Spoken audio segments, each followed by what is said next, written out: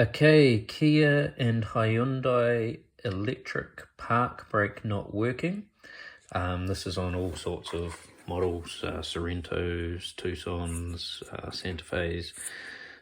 These electric park brakes are really common for the switches stuffing out. So you'll pull on this and it just doesn't do anything.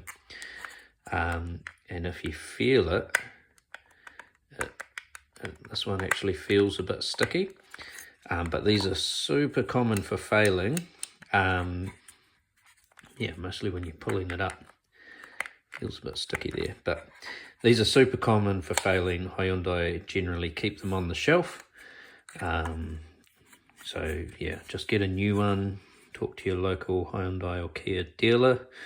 Often those are the same people, but yeah, it's going to be the switch that has faulted.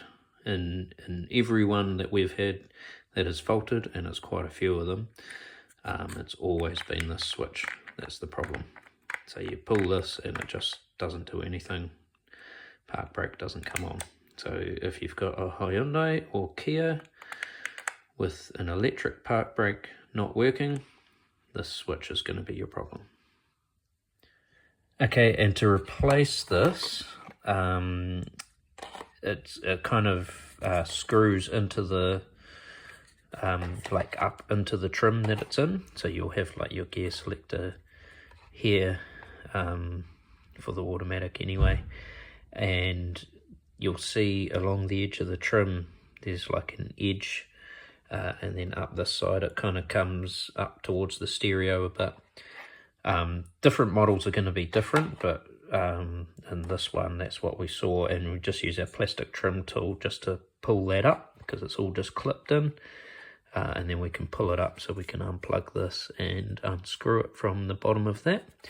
So the screws go into each of these holes and then pull it out. So your switch might not look exactly like this, but like I say, all the ones we've done has always been the switch that is the fault. Okay, so if I now remove this bottom piece, unscrew it and unclip it from the edges, I can see this here.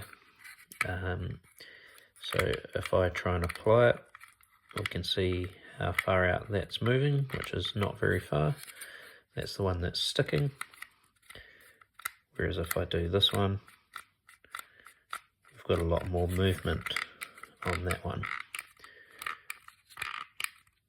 So it seems to me that it's actually going to be this mechanism here that's probably not fully pressing the micro switch down. You could try it, you could pull this all apart, unplug it, and do that, but either way, whether it's this piece or this piece, it's the switch that you need. But yeah, just interesting just to look at that and see what's going on in there. Okay, I hope that has helped you out today. Don't forget to click the like button and also click the subscribe while you're there. We've got a bunch of diagnostic solutions and tips and tricks for professional mechanics like ourselves, and also for the serious DIYs at home. So click that subscribe and the bell so you get notified, and we will see you in the next video.